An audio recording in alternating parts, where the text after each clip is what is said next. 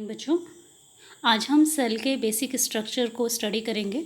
तो सेल का basic structure अगर हम देखें तो उसमें 3 मेजर फीचर्स हमें देखने को मिलते हैं। पहला है इसमें plasma membrane, nucleus and cytoplasm.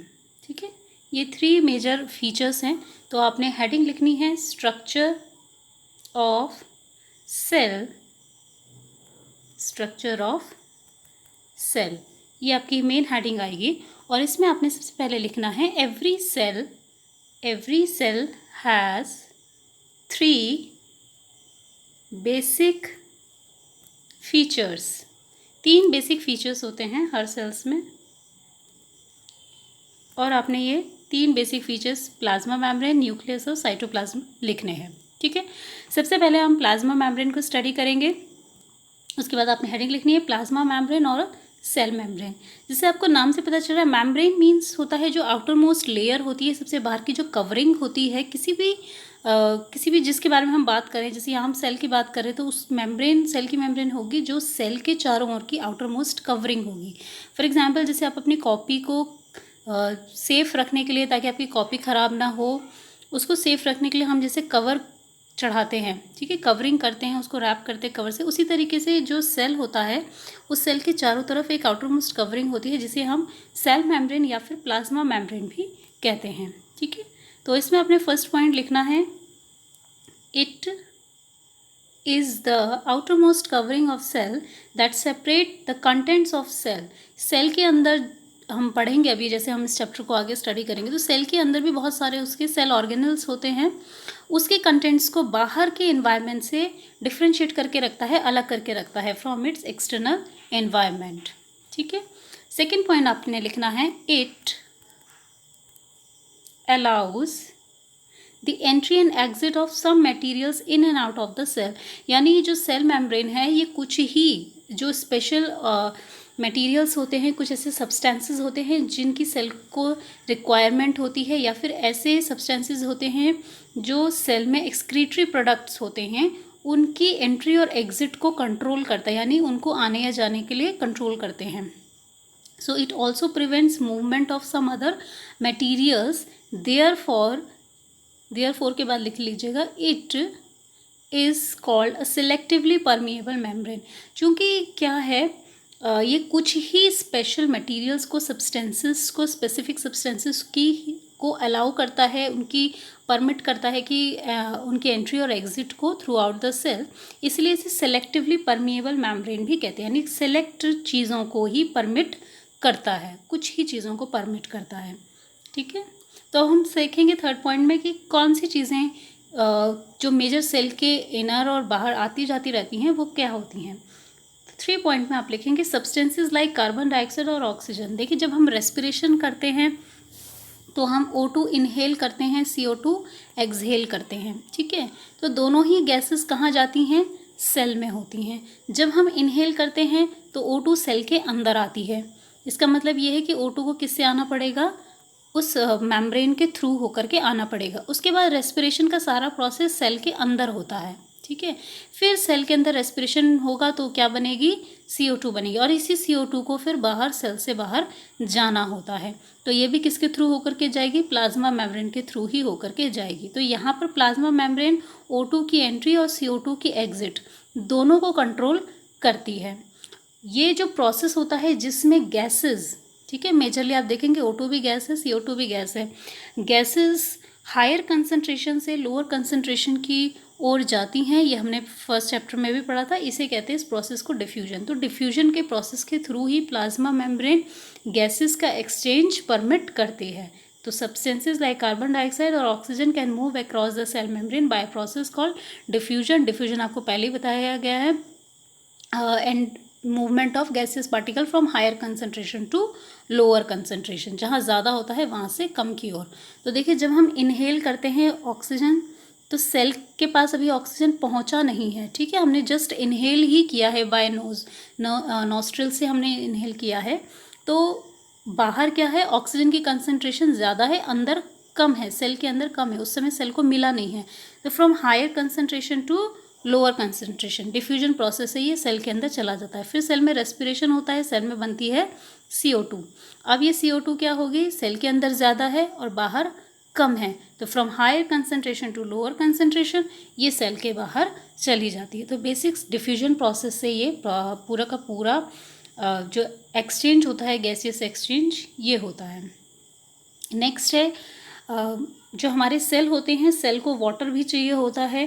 उसी वाटर में डिज़ोल्व बहुत सारी चीज़ें जाती हैं, ब्लड होता है वो भी जाएगा, जो हमारे हार्मोन्स होते हैं और भी जो बायोकेमिकल सब्सटेंसेस होते हैं वो सारे वाटर में डिज़ोल्व होकर के ही सेल के थ्रू जाते हैं।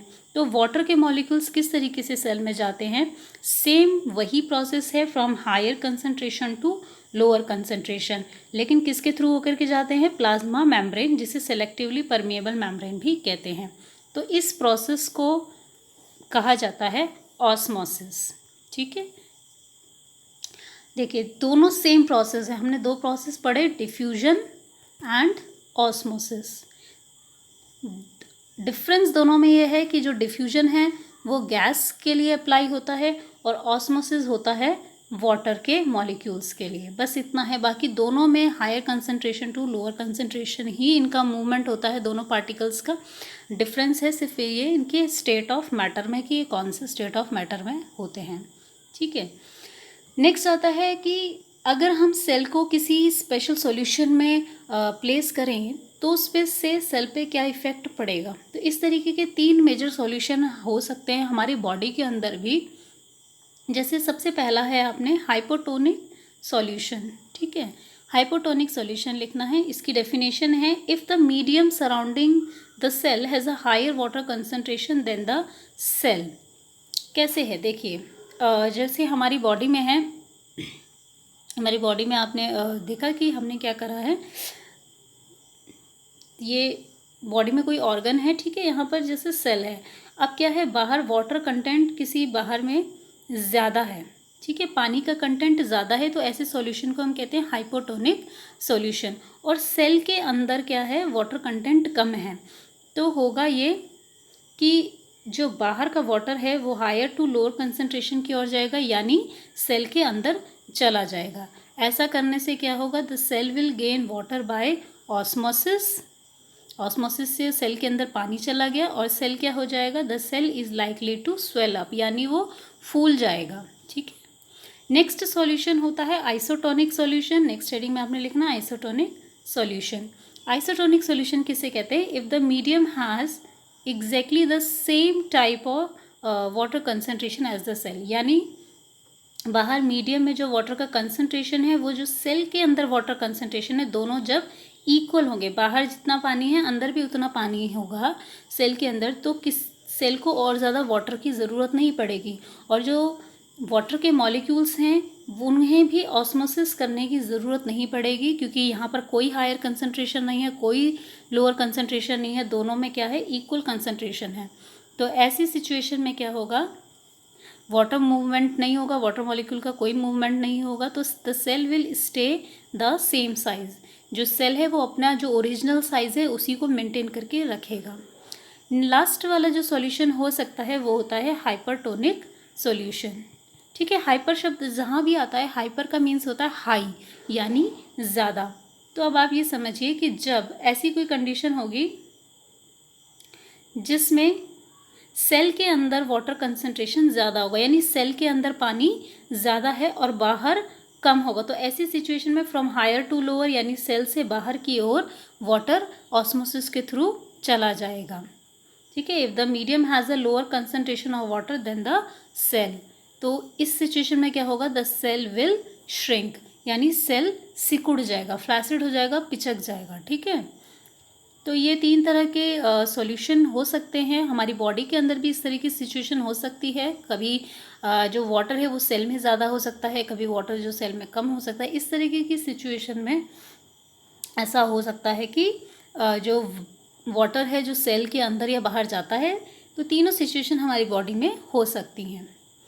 नेक्स्ट हेडिंग आपने लिखनी है इम्पॉर्टेंस, IMPORTANCE,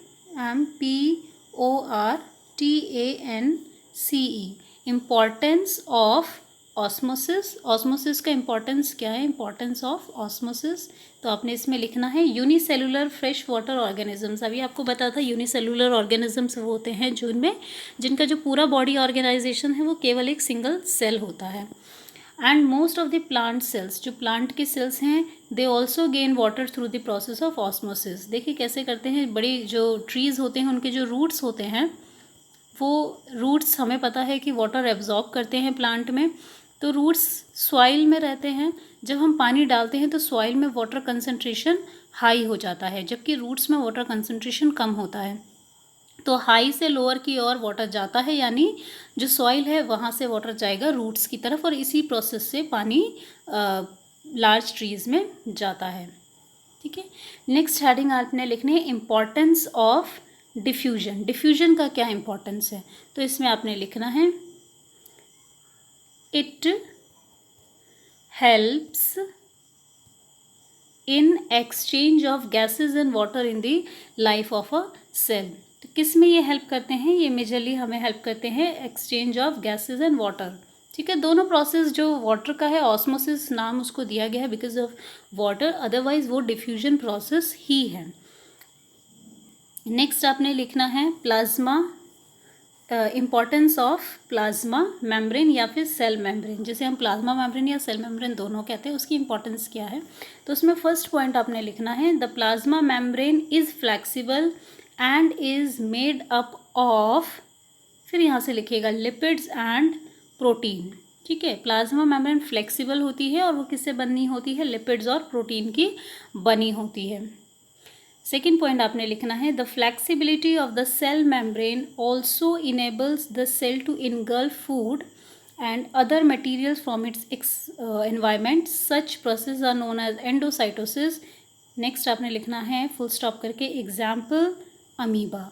ठीक है, अमीबा एक यूनिसेलुलर ऑर्गेनिज्म है जिसका कोई फिक्स शेप नहीं होता है, वो एक सिंगल सेल होता है और वो अपना शेप इरेगुलर होता है और अपना शेप को वो चेंज कर सकता है। ठीक है, तो अमीबा अपना फूड है, क्योंकि वो एक सिंगल सेल है, तो वो अपना फूड क्या करता है, बाहर जैसे यहाँ पे फूड पार्टिकल है तो वो अपना फूड पार्टिकल को अपनी सेल मेम्ब्रेन की हेल्प से ही कैप्चर कर पाता है। फूड पार्टिकल को चारों तरफ से धीरे धीरे घेरता है और उसके बाद वो फूड पार्टिकल उसकी बॉडी के अंदर अपने आप पूरा का पूरा एज इट इज़ इनगल्फ हो जाता है, घूंट लेता है। ठीक है, तो ये सब इसीलिए हो पाता है क्योंकि सेल मेम्ब्रेन बहुत ज़्यादा फ्लैक्सिबल है, वो इधर से उधर मूव कर सकती है, वो अपना शेप चेंज कर सकती है। इसी वजह से अमीबा अपना फूड इनगल्फ कर सकता है, ले सकता है, और इस प्रोसेस को कहते हैं एंडोसाइटोसिस। एंडो का मतलब होता है इंटीरियर, अंदर की ओर जाना, और साइटोसिस का मतलब होता है सेल।